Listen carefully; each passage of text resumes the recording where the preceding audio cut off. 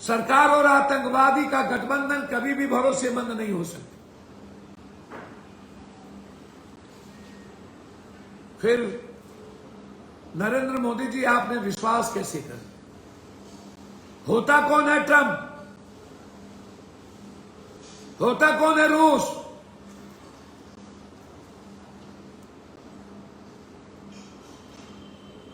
चीन हमारे देश के मुल्कों का सबसे बड़ा दुश्मन। होता कौन है श्रीलंका का चीफ क्या कहने वाला कि हमारी मजबूरी है, यदि पाकिस्तान पर कोई हमला हुआ तो हम भी हमला करें। क्या उस मुल्क के चीफ को डर नहीं होना चाहिए?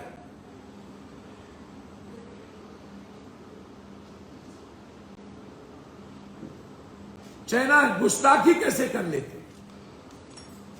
हमारे देश के जब पिछले पीएम हुआ करते थे, याद करिए, कभी भी भारत की तरफ देखने की हिम्मत किसी की नहीं होती थी। किसी के सारे वो हमें कॉमन सेंस सिखा, हमारे सेंस की बात करता।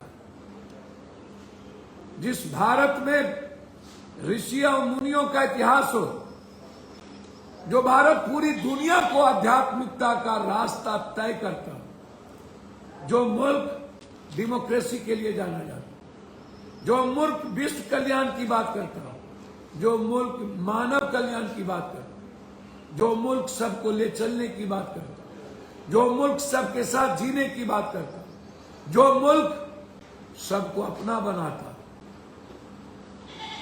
उस मुल्क को ये सेंसेबल बात है और कहता है मैं ग्रेटफुल, थैंक्स, ये हमें धन्यवाद दे रहा।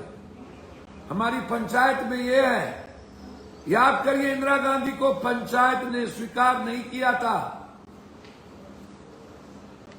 और नरेंद्र मोदी अपने स्पीच में कहते थे पटाखा फूटता है तो हमारे मंत्री भीख मांगने ओबामा से जाते हैं, ओबामा ओबामा ओबामा करते हैं।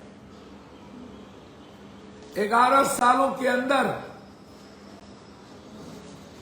हमारे मुल्क ने अपने आत्मस्वाभिमान को गिरवी रख दिया इन देशों के। और जो सरकार आतंकवादियों से गई, टुकड़े टुकड़े में जो सरकार आतंकवादियों को फलने फूलने की जगह देती, हर उस आतंकवादी देश को इसकी मदद मिलती है जो इस दुनिया का दुश्मन है। उस सरकार पर भरोसा आप कैसे करें? सरकार और आतंकवादियों की गलती के चलते मैं मानता हूं कि जनता पिसाती, मैं स्वीकार करता। तब से लेकर के आज तक हमेशा पाकिस्तान की सरकार और आतंकवादियों ने मिलकर इस दुनिया के सारी व्यवस्थाएं और सारी पॉलिसीज के ढांचे को खत्म किया।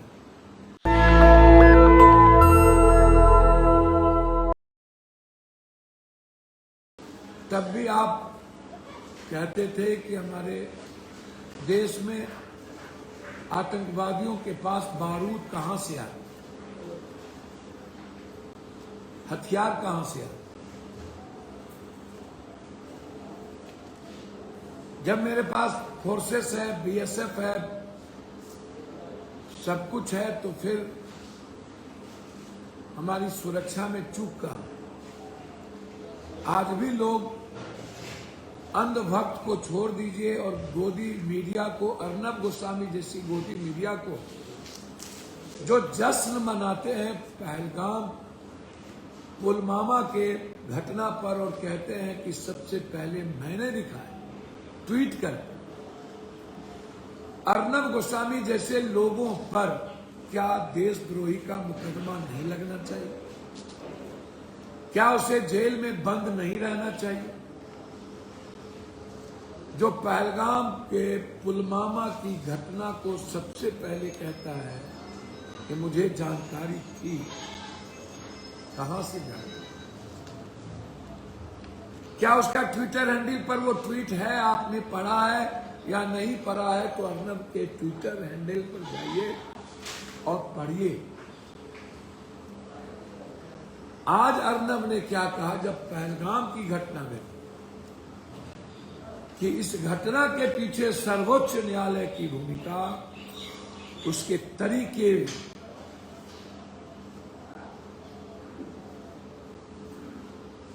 दर्शाता है कि घटना क्यों घटी।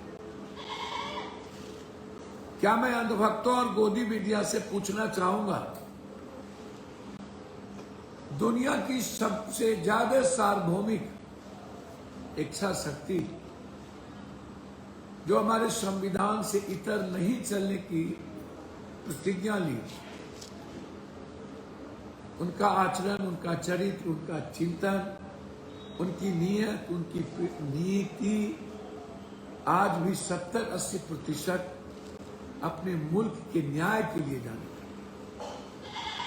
मैं लोअर कोर्ट की बात नहीं करूंगा, मैं कुछ हद तक हाई कोर्ट की बात भी नहीं करूंगा, लेकिन पुलवामा की रिपोर्ट के बाद आज तक जब कोई जस्टिस नहीं मिली और ये पता नहीं चला कि ये बारूद कहां से आया, इसका लीक कहां से, गाड़ियां कहां से चली, क्या ये सच नहीं है? एक ही जगह से बारूद 2 जगह जाना, जिस बम कांड में प्रज्ञा ठाकुर को इन्वॉल्व किया गया, आधा बारूद वहां और दूसरी बारूद पुलवामा। क्या वो रिपोर्ट लोगों के सामने 6 साल में नहीं आनी चाहिए थी? क्या हमारे मुल्क को यह जानने का अधिकार नहीं है? पहले हमारे मुल्क को मेरी जनता चलाती, जब सरकारें गलती करती थी तो जनता एहसास करती, जनता की आवाज से हम डरते थे, जनता का हमारे प्रति दायित्व था, हमें डर था कि जनता हमें कुर्सी से उतार देगी।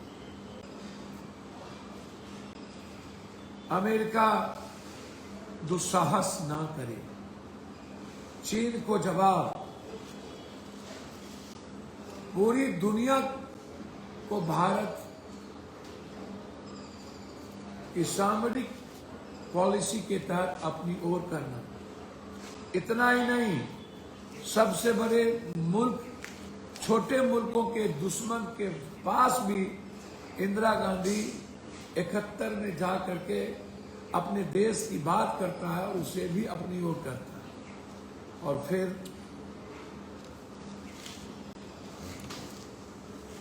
उस देश को यह बता देता है कि मेरा मुल्क दुनिया का सर्वश्रेष्ठ मुल्क है, हमारी सेना दुनिया की सर्वश्रेष्ठ सेना, मेरी आर्मी, मेरे फोर्सेस दुनिया के ताकतवर फोर्सेस, ये बता दे। अमेरिका के इतने जद्दोजहद के बावजूद भी हम पाकिस्तान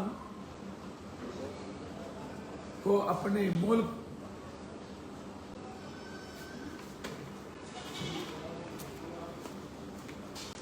के स्वाभिमान के सामने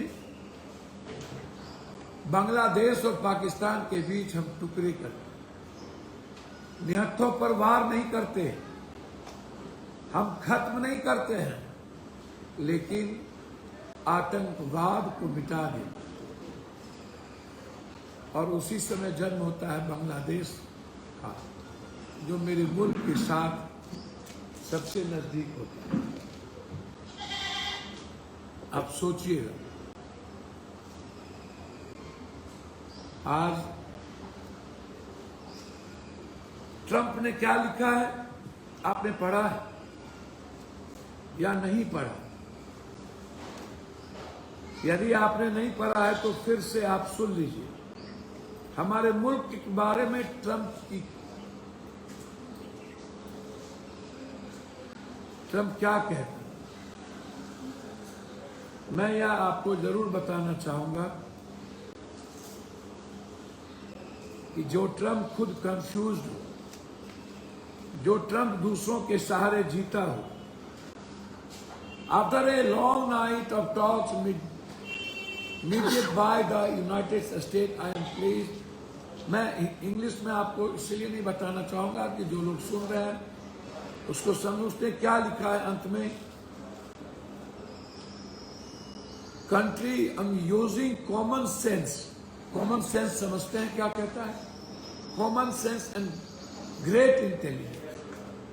thank you for your action this the matter. वो मेरे कॉमन सेंस के बारे में बात कर। जो देश हमेशा अपने अहंकार के चलते इंसानियत पर जुल्म करता, जो कंट्री अपने अहंकार के चलते पूरी दुनिया को खत्म करने की बात करता, उस कंट्री के पास कितना सेंस होगा जो हमेशा ह्यूमन राइट्स का उल्लंघन करता। वह कंट्री जो छोटे देशों को हमेशा खत्म करने की तैयारी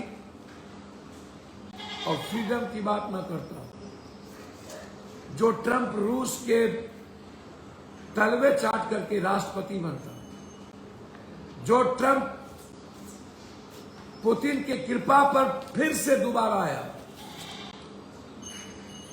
जो ट्रंप अपने मुल्क की बात न करते हुए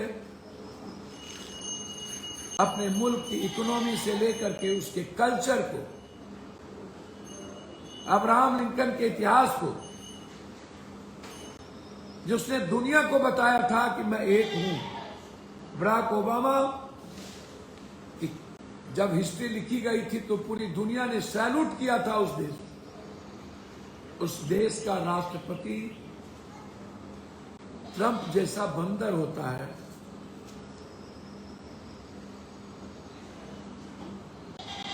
किसी के सारे वो हमें कॉमन सेंस सिखा,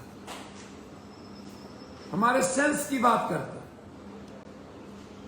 जिस भारत में ऋषि और मुनियों का इतिहास हो, जो भारत पूरी दुनिया को आध्यात्मिकता का रास्ता तय करता, जो मुल्क डेमोक्रेसी के लिए जाना जाता, जो मुल्क विश्व कल्याण की बात करता, जो मुल्क मानव कल्याण की बात करता, जो मुल्क सबको ले चलने की बात करता, जो मुल्क सबके साथ जीने की बात करता, जो मुल्क सबको अपना बनाता,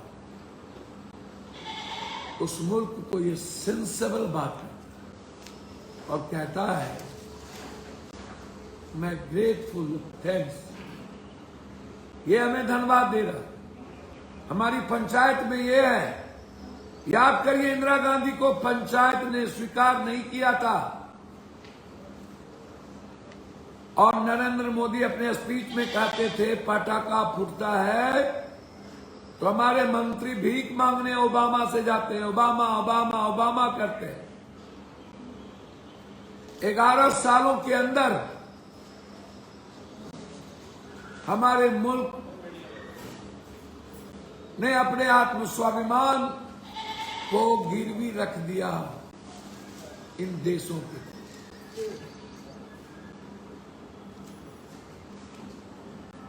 यह कैसी मित्रता है जब वो कहता है पाकिस्तान भी मेरा और हिंदुस्तान भी मेरा।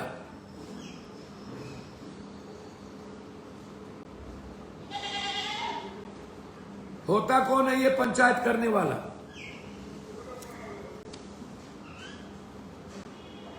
और बाहर एक गोदी मीडिया जी न्यूज कहता है कि इस्लामाबाद पे कब्जा हो गया, शाहबाज भाग गया। न्यूज नेशन कहता है शाहबाज का पता चल गया, बंकर से उड़ गए, उसके आर्मी चीफ गिरफ्तार हो गए, कराची पर कब्जा हो गया। दुनिया की इतनी बड़ी झूठ,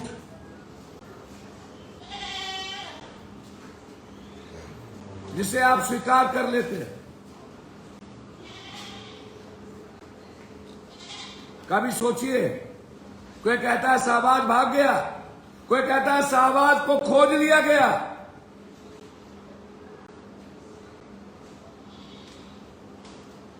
क्या बताए जा रहे, क्या कर रहे हैं? रात भर मॉनिटर हम कर रहे हैं। 15 दिनों के बाद हमें याद आई भारत मुल्क के स्वाभिमान की। 15 दिनों तक हम मौन रहे, हम तैयारी करते रहे और हमने कहा, आपने कहा कि हमने सेना को फ्रीडम दे दी। गर्व हुआ इस पूरे मुल्क को और हमारे जैसे लोगों की कि सेना को यदि फ्रीडम मिल गई तो अब आतंकवाद का खात्मा हो के रहे और आतंकवादियों को जो भी सपोर्ट करेगा हम उसे मिटा लेंगे। हमारी सेना की क्षमता है दुनिया को खत्म करने की, आतंकवाद को खत्म करने। हमारी सेना कभी भी अनह्यूमन काम नहीं करती। हमारी सेना इंसानियत के दुश्मन को खत्म करने की पूरी ताकत रखती है, पूरी। हमारी सेना आजाद मुल्क को भी कब्जा करने की ताकत रखती है। मैं हमेशा कहता रहा हूं कि कश्मीर की आजादी या कश्मीरी के सवाल पर पाकिस्तान से बात करने का कोई फायदा नहीं है। लाल बहादुर शास्त्री की जब मौत हुई थी तो उसमें यह सवाल खड़ा हुआ था कितना पाकिस्तान की सरकार इन्वॉल्व है या नहीं। तब से लेकर के हम हमेशा कहते हैं कि पाकिस्तान के गवर्नमेंट पर कतई कभी भरोसा नहीं किया जा सकता। वह हमारे मुल्क क्या हो ही नहीं सकते। जो अपने मुल्क का नहीं होगा, जो अपने पड़ोसी का नहीं होगा, जो सरकार डेमोक्रेसी को नहीं माने, जो सरकार अपने मुल्क के इंसानियत को खत्म करे, अपने ही मुल्क की जनता के दुश्मन हो, वो आपका दोस्त कैसे?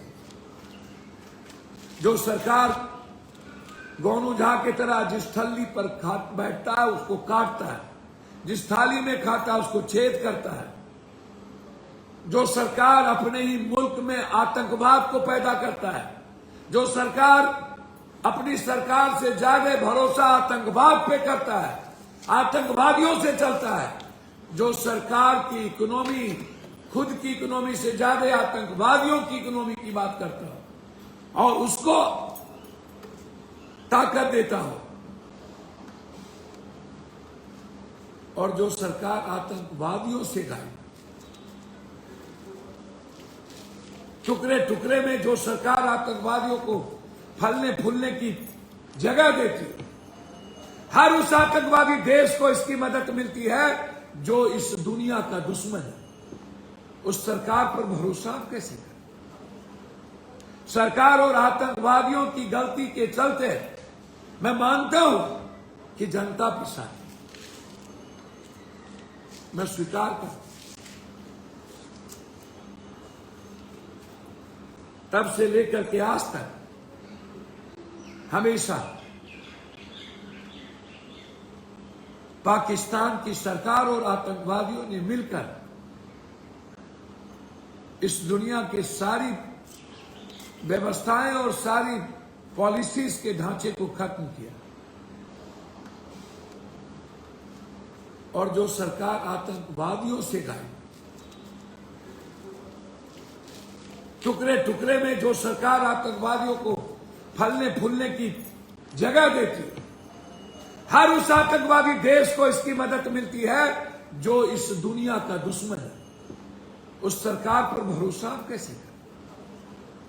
सरकार और आतंकवादियों की गलती के चलते मैं मानता हूं कि जनता पिसाती, मैं स्वीकार करता।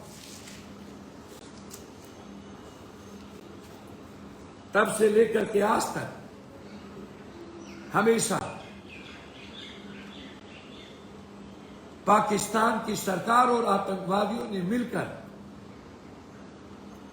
इस दुनिया के सारी व्यवस्थाएं और सारी पॉलिसीज के ढांचे को खत्म किया। सरकार और आतंकवादी का गठबंधन कभी भी भरोसेमंद नहीं हो सकता। फिर नरेंद्र मोदी जी, आपने विश्वास कैसे कर? होता कौन है ट्रंप? होता कौन है रूस?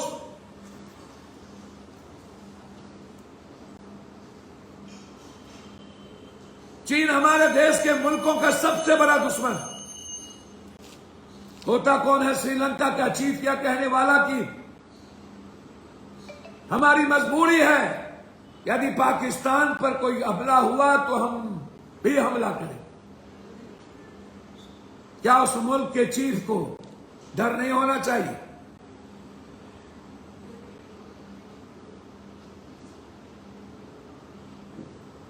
चाइना गुस्ताखी कैसे कर लेते? हमारे देश के जब पिछले पीएम हुआ करते थे, याद करिए, कभी भी भारत की तरफ देखने की हिम्मत किसी की नहीं होती थी।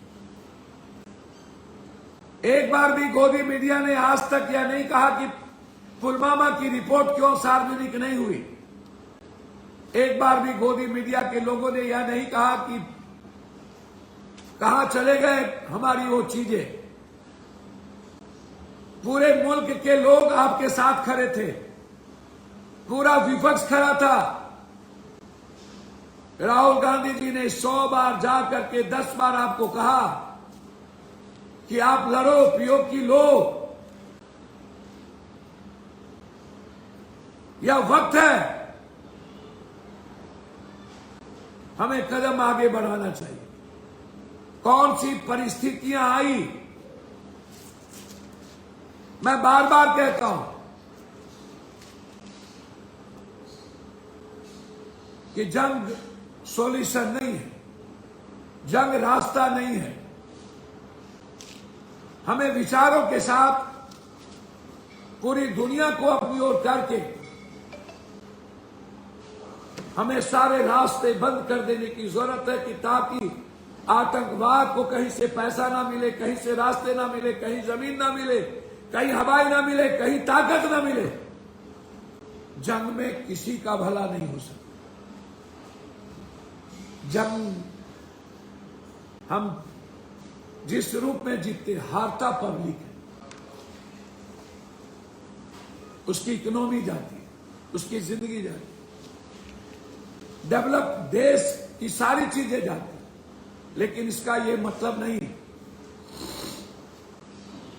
कि हम हमेशा अपनी जमीर को खोते चले। सरकार चलाना अलग बात है, सरकार बनाना अलग बात है। सरकार के साथ जीने की कसम खाना अलग बात है। मुल्क चलाने के लिए जिगरा होना चाहिए, मुल्क चलाने के लिए हिम्मत होने की जरूरत है। इस देश के आत्म स्वाभिमान के लिए मरने की जरूरत है।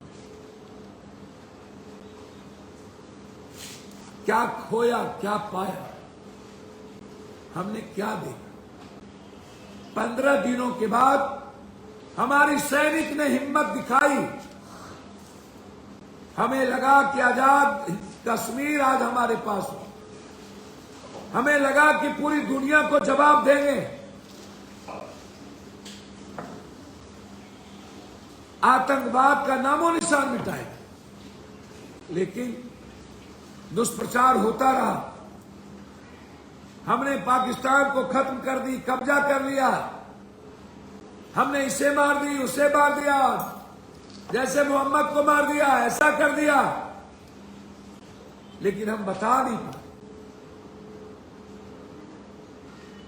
कि कितने आतंकवादी, क्या 100 ही आतंकवादी थे? हमारी सेना को पूरी आजादी दे मिलनी चाहिए थी और उन्हें कह देना चाहिए था वो निर्णय ले, वो स्वतंत्र है। एक तरफ 15 दिन के बाद फ्रीडम की बात, मार्केटिंग और टीआरपी, सुबह से शाम गोदी मीडिया के द्वारा झूठ, लोगों में कंफ्यूजन। और हमें लगा कि हम मुल्क को जीतेंगे, हम पीओके लेंगे। मुझे कभी कभी आश्चर्य होता है जब कोई किसी को गोली मारने जाता है या कहीं पर भी अपराधी, माफिया, आतंकवादी का झगड़ा होता है, इतना वक्त किसके पास होता है कि तुम जात कौन हो, धर्म कौन हो, मजहब कौन हो, कपड़े खोलो पहचानेंगे, कलमा पढ़ो, ये वक्त कैसे?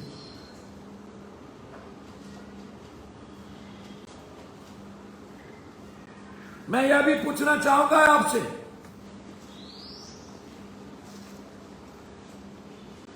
दो सप्ताह पहले जिस जगह हेलीकॉप्टर से जाने के रास्ते हो, घोड़े के अलावा दूसरा रास्ता नहीं हो, उस बॉर्डर पर से सिक्योरिटी को किसने हटाने का आदेश दिया? क्या मेरे पास इंटेलिजेंस की रिपोर्ट नहीं थी? क्या मेरे पास 11 रिपोर्टें नहीं आई थी? कुछ लोग तो विदेशों में की धरती पे जाके यह कहते थे कि 1 महीने के अंदर कुछ बड़ा होगा, कुछ होगा, कुछ होगा, कुछ होगा। कौन है वो संजय शर्मा जिसने ये बात कही थी? और नेता? क्या हुआ? जब मेरे इंटेलिजेंस के पास रिपोर्ट थी तो फिर वहां से बॉर्डर सिक्योरिटी फोर्स या कश्मीरी फोर्स को क्यों हटाया गया? और मेरी देश और दुनिया की जनता को किसने आदेश दिया पहलगाम जाने का? पहलगाम सबसे सेंसिटिव होने के बावजूद भी एक फोर्स क्यों नहीं थी? 1 सप्ताह पहले जिस बेटी की शादी हुई थी, मुस्कुराता हुआ, खिलता हुआ वो चेहरा पहलगाम जाता है और अपनी जिंदगी ढूंढता और खुशियों की अनंत की ओर जीना चाहता है। शायद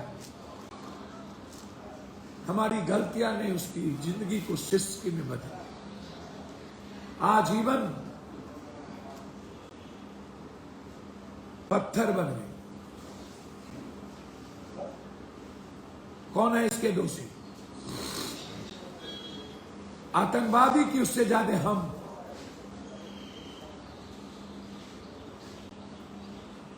क्या इतने सेंसिटिव बॉर्डर से फोर्स हटाए जा सकते थे?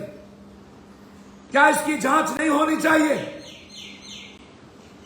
स्टैंडिंग कमेटी में रिपोर्ट होने के बावजूद भी कि हां घुसपैठ हुई है, हां मुनीर सद्दाब या कुछ लोग आए हैं, इंडिया के कुछ लोग ने घुसपैठी की है, फिर पहलगाम को क्यों खोला गया?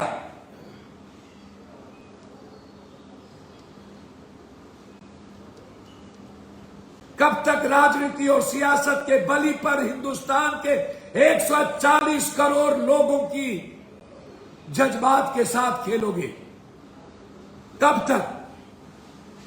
कब तक? कब तक ये सियासत हमें बांटेगा? कब तक ये सियासत की कुर्सी हमारी डेमोक्रेसी को कमजोर करेगी? कब तक मेरे सेना, आर्मी, फोर्सेस को हाथ बांधेगी? कब तक हम आतंकवादियों के शिकार होंगे? इतनी मजबूत इंटेलिजेंस होने के बावजूद पहलगाम की घटना भी 11 रिपोर्ट के बावजूद हो जाता है, और पुलवामा में, और अपने भीतर छुपे मुल्क के दुश्मन को हम सजा नहीं दिलाते। आप कब तक इस मोदी मीडिया के कंफ्यूजन, हमें कभी कभी 90% झूठ जब टीवी चैनलों पर परसों रात देख रहा था, 26 लोगों की मौत और 17 लोग घायल, 20 मिनट के बाद आर्मी का पहलगाम पहुंचना, हमारे आर्मी को खबर तक नहीं दी।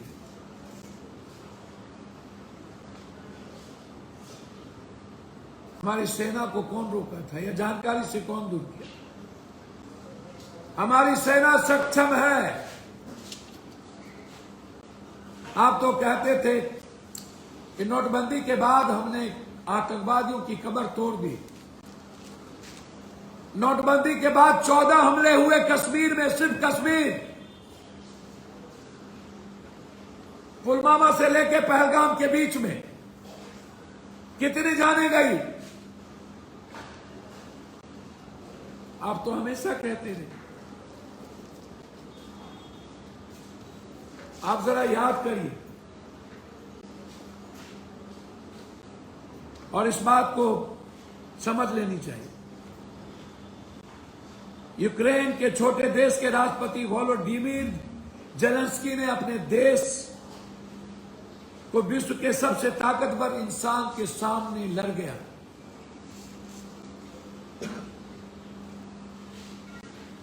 यूक्रेन ने हार नहीं मानी। अमेरिका के राष्ट्रपति ट्रंप ने जब रूस के साथ खड़े होने की हिम्मत दिखाई तो जेलेंस्की ने कहा कि अंतिम सांस तक लड़े।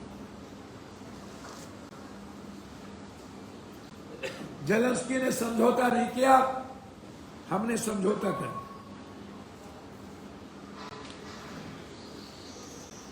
नेताजी लोग चुनाव लड़ने में और जंग लड़ने में फर्क होता है। चुनाव तो आप पैसे के बदौलत, जात पात के बदौलत, बैकवर्ड फॉरवर्ड के बदौलत, हिंदू मुसलमान के बदौलत, मराठी गुजराती हरियाणवी के बदौलत लड़ लेते हो, जनता को ठग लेते हो, पैसे से वोट खरीद लेते हो, मशीन बदल देते हो, जहर पैदा कर देते हो, नफरत पैदा कर देते हो। जंग चुनाव नहीं है नेताजी। जंग के लिए हिम्मत और जिगरा चाहिए।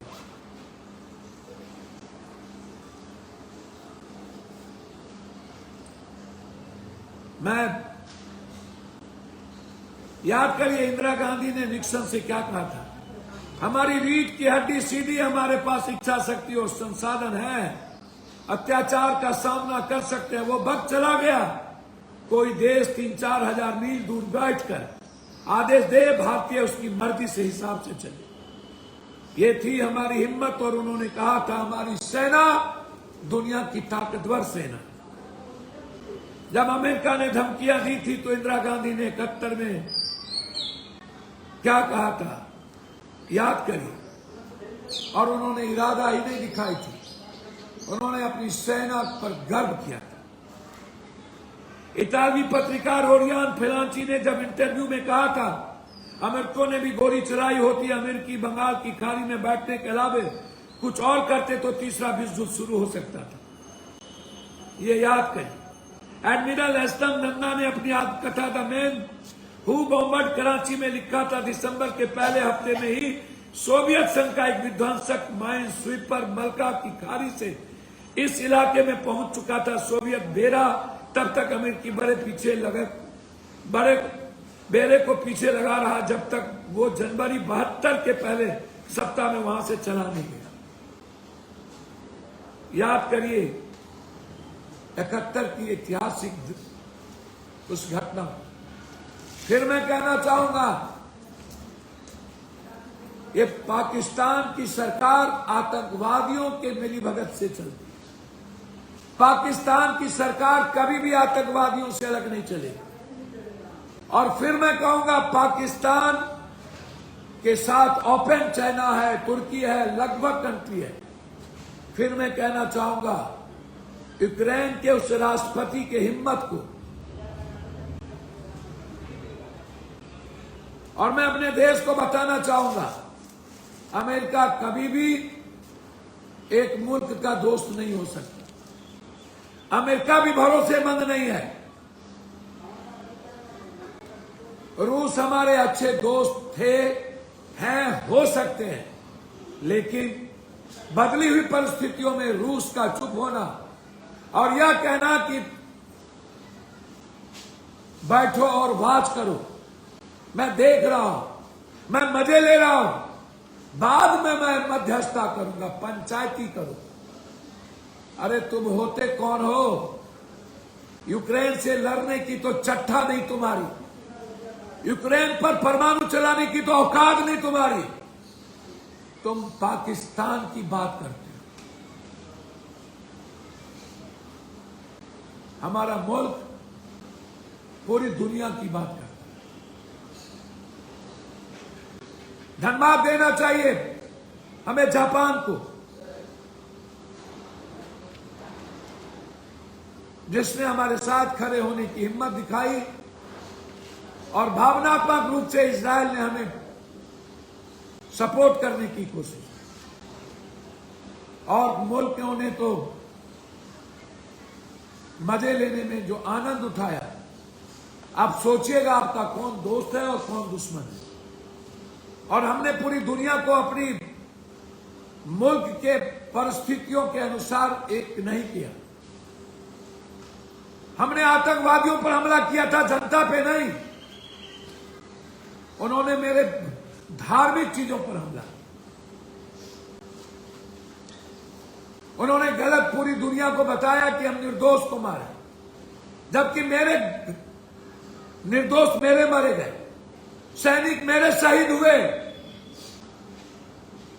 हम सैनिकों को शहीद के लिए नहीं बनाए हैं। हमारी गलतियों के चलते शहीद हो वो सही नहीं है। पूरा मुल्क शहीद हो जाए कोई दिक्कत नहीं। और सैनिक को भी जाति धर्म के आधार पर मूल्यांकन करके पैसा,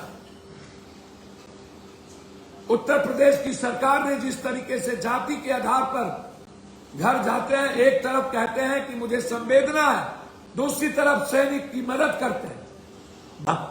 बार सरकार, बार इस मुल्क की सरकार, शहादत और शहीद तो शहीद होता है। इसीलिए जो कल घटना घटी, सीज फायर के बाद भी पाकिस्तान की हरकतें नहीं रुकी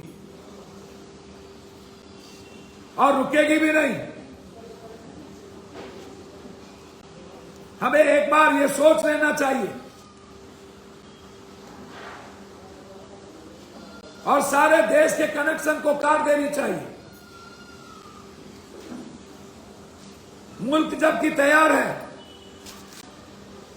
कि अब हद हो गई, अंत हो गया, अब नहीं, अब जीने दो, अब आजादी से खुशियों से जीने दो। जब आज हमारा मुल्क तैयार है तो फिर हम पीछे क्यों? हमारी लड़ाई को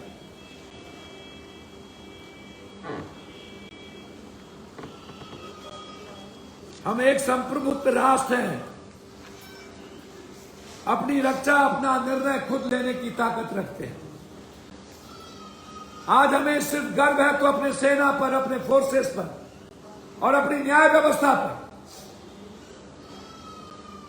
आज यदि गर्व है तो पूरे मुल्क की जनता पर। हमारे नेताओं ने सब कुछ खत्म कर दिया।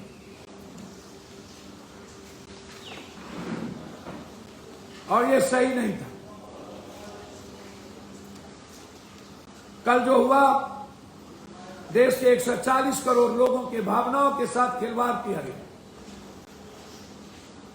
इस देश की सरकार ने हमारे जज्बात के साथ खेला, हमारी खुशियों को छीना है, हमारे आत्मा पर हमला किया है।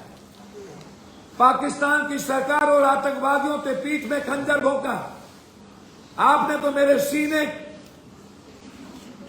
पर इतना दर्द दे दिया कि शायद हम इस दर्द को लेके जी नहीं पाए। हमें लगा था कि पीओके हमारी आजादी का हिस्सा होगा। हमें लगा था कि फिर से एक बार पाकिस्तान के टुकड़े हुए। हमें लगा था आज एक बार फिर से वो जिसको अटल जी ने चंडी कही थी, दुर्गा कही थी, जिसको दुनिया आयरन लेडीज कही गई थी, आज याद आता हमारे हर वो स्पीच। मैं रहूं ना रहूं, मेरी कुर्सी रहे ना रहे, सत्ता रहे ना रहे, हमारे बारे में क्या लिखा जाता है, क्या अच्छा बुरा मैं नहीं जानता। मुल्क अच्छे बुरे के लिखने से नहीं, गोदी मीडिया के वाहवाही से नहीं, सोशल मीडिया के फॉलोवर से नहीं, एंकरिंग से नहीं, मुल्क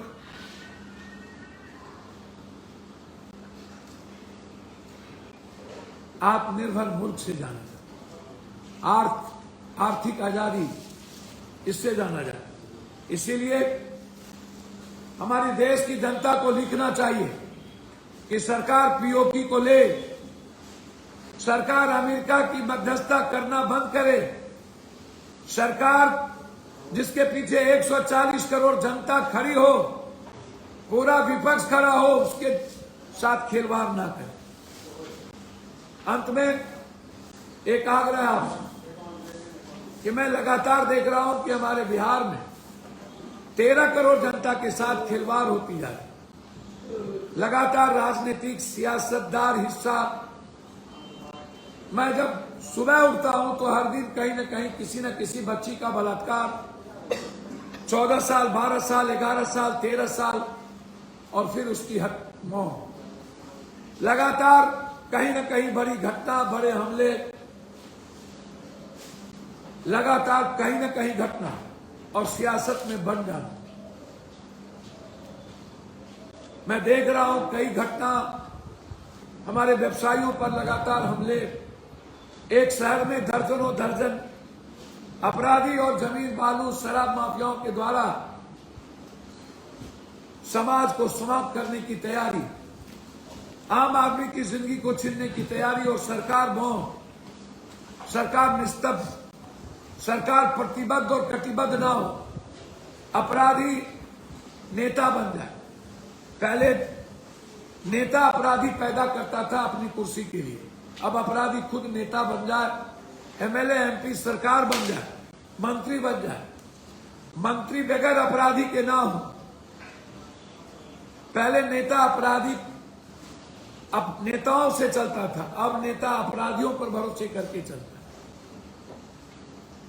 बगैर उसके कुछ नहीं हो सकता। जमीन बालू शराब माफियाओं के पैसे से हमारी सरकार चलती और हमारे थानेदार, हमारा ब्लॉक चलता, फिर मेरे जनता का क्या? कब तक राजनीति करेंगे? चुनाव ना हो तो इन नेताओं को आप घर से बाहर नहीं देखेंगे।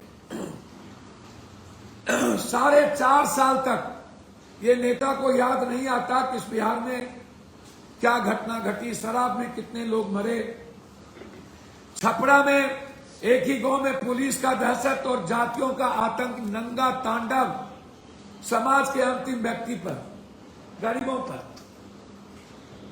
70% ऐसी व्यवस्था जिसके पास कोई जमीन ना हो, ना जाने कितने प्रमुख की हत्या, मास्टर की हत्या गोपालगंज में, मुखिया की हत्या हुई और सरकार और विपक्ष वहां ना जाता हो।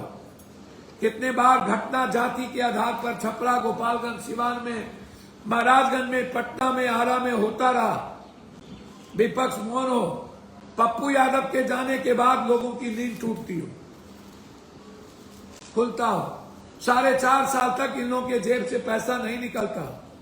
ये लोग अपने बाप के घर से पैसा नहीं देते। आपको पता है कि सरकार आ गई, अब ये लोग अपराधी और माफियाओं से पैसे लेके टिकट देंगे, अरबों खरबों कमाएंगे। जो बात सामने में लगातार आ रही हो कि एमपी में कितने टिकट दिए जाते, तब भी इन्हें हिम्मत नहीं होती है। जब पटना में बाढ़ आया, जो लोग 100-200 किलोमीटर चल के ये दिखाने की कोशिश करते हैं कि 25 के अक्टूबर में चुनाव है, मैं भी सक्रिय हूं। जो कभी पैसा लेता है, पैसा देता नहीं। पटना के बाढ़ में 3 किलोमीटर पर सियासतदार और विपक्ष एक बार घर से नहीं निकलता। 1 किलो आटा इसके जनता के लिए ना निकलता हो। पानी में 11 दिनों तक छटपटा करके भूख से हमारे बच्चे विलग जाते हो, तरफ जाता हो दूध के लिए, हमारी मां सैनिटाइजर के लिए तरफ जाती, उसे नहीं मिलता। याद करिए, जब मां हमारी प्रसव की पीड़ा से बीतती हो, 11 दिनों तक हमारी मां और बेटियों के पास आंसू के अलावे कुछ ना हो। छोटे मासूम बच्चे ब्रेड और दूध के लिए रो रो करके बुरा हाल हो जाता। तब ये नेता पटना के उस बंद कोठरी में बंद रहता। मैं पत्रकार और इस सोशल मीडिया से कहना चाहूंगा कि याद करिए वो पटना का बाढ़ और राजेंद्र नगर की वो दास्तान जो नेचुरल नहीं था, वो डिजास्टर था नेता के द्वारा, वो पॉलिटिकल डिजास्टर था। लूटा था इन लोगों ने, पैसे लूटे थे, ठेकेदारी के पैसे लूटे थे। याद करिए, ये लोग घर से नहीं निकले। वह नेता 200 किलोमीटर चल के लंबी लंबी बात करता हो, हेलीकॉप्टर से आता हो, बगल में 12 दलित के घर जल गए, लोगों ने कहा कि चल के देख लीजिए, राजनीति हो गई, हेलीकॉप्टर आ गया, सियासतदार चले गए हो गए। 3 महीना पहले एक मासूम बच्ची का बलात्कार करके मार दिया जाए, उस बच्ची को न्याय नहीं मिलती, और हम 3 महीना बाद आके राजनीति करने लगे। राजनीति का हिस्सा बच्ची नहीं हो सकता। हम जाति के आधार पर बच्ची के बलात्कार को नहीं देख सकते। बलात्कारी जाति नहीं हो सकता, हत्यारा जाति नहीं हो सकता। राजनीति का बलि का भेंट हम न्याय को नहीं चढ़ा सकते। जो नेता हमेशा अवसर ढूंढने लगते हैं, ये काम सत्ता पक्ष का था, ये विपक्ष का नहीं था कि हम घटनाओं में भी अवसर को ढूंढे। जैसे पहलगाम और पुलवामा में हमने अवसर को ढूंढा, हमने राजनीति हिस्सा बनाई, और पुलवामा के नींव पर हम चुनाव जीते, अवसर लिए, जनता मरे। फिर पहलगाम में हमने अवसर ढूंढने की कोशिश की, हमने कलमा पढ़ा दी, हमने कपड़े खोल दिए, हमने जाति पूछ ली। गोदी मीडिया नहीं थी। अर्नब गोस्वामी जैसे लोगों को सबसे पहले एक्यूज बनाना चाहिए दोनों घटना। ऐसे एंकर को जेल में बंद रहनी चाहिए जो हमेशा अपनी व्यूअर्स के लिए। मैं गोदी मीडिया से कहना चाहूंगा, मैं सोशल मीडिया से कहना चाहूंगा, कुछ सोशल मीडिया को छोड़ के पैसे के लिए गलत लोगों को ताकत मत दीजिए, गणेश परिक्रमा मत कीजिए, गलत नेताओं की बड़ाई मत कीजिए।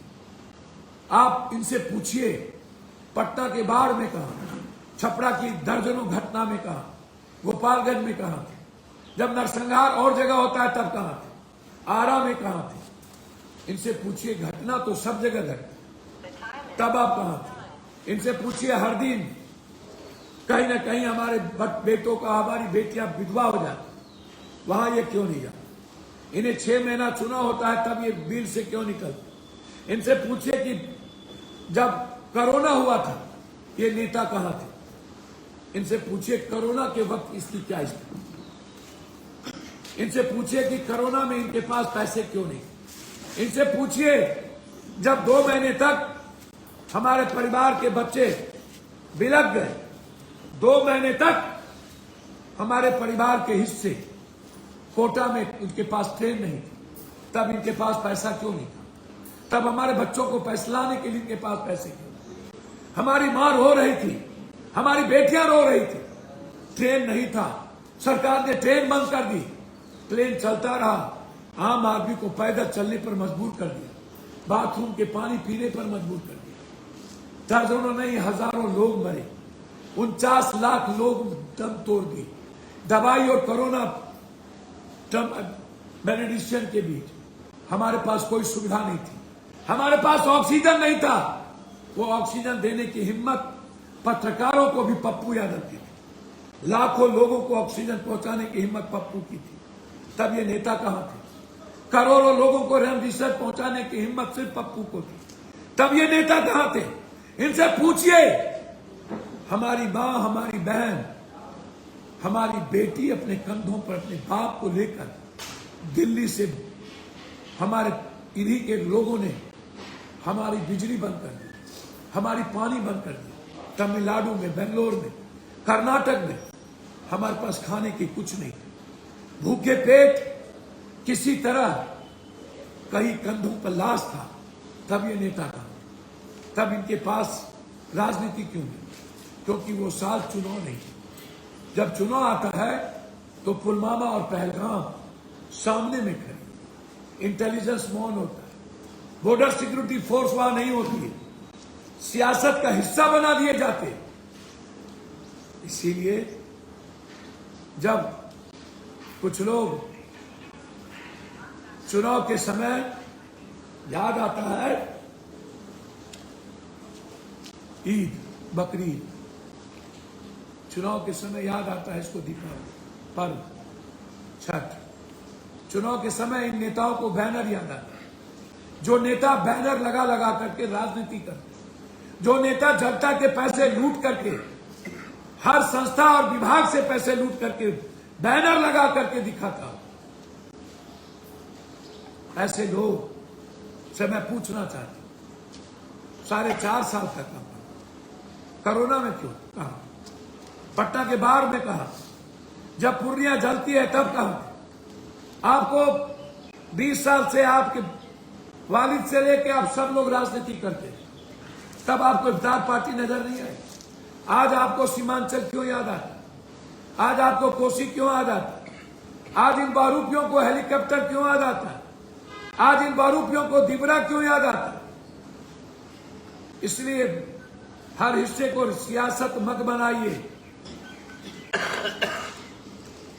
और पहलगाम को राजनीतिक और सत्ता का बलि की भेंट मत चढ़ाइए। इससे ज्यादा आज कुछ नहीं कहूंगा। राजनीतिज्ञों की राजनीति से बचिए, राजनीतिज्ञों की चालाकी से बचिए, राजनीतिज्ञों की जाति धर्म मजहब से बचिए, राजनीतिज्ञों की नफरत से बचिए। पॉलिटिकल सिस्टम और पॉलिटिशियन का गणेश परिक्रमा करना बंद करिए। ये पॉलिटिशियन नासूर बन चुके हैं इंसानियत के लिए। ये मुल्क के दुश्मन है, ये पॉलिटिशियन समाज का दुश्मन है, ये पॉलिटिशियन विचारों का दुश्मन है, ये पॉलिटिशियन खुशियों का दुश्मन है, ये पॉलिटिशियन जीने के रास्ते को बंद करता है, ये झूठ के नींव पर हमारी डेमोक्रेसी को कमजोर करता है, ये झूठ के नींव पर हमारे संविधान के साथ खिलवाड़ करता है, अपनी सियासत और कुर्सी के लिए इस मुल्क को कमजोर करता है। इसीलिए मैं आपसे आग्रह करना चाहता हूं, इस पॉलिटिकल पार्टी और पॉलिटिशियन के राजनीति को समझिए। और नेशनल दस्तक की आपसे गुजारिश है कि अगर इसको बचाना चाहते हैं तो नेशनल दस्तक को सब्सक्राइब करने के लिए रेड कलर के सब्सक्राइब बटन को दबाएं, फिर बेल आइकन की घंटी दबाएं। नेशनल दस्तक को बचाने के लिए बहुत जरूरी है कि हर खबर को शेयर करें, लाइक करें, कमेंट जरूर करें।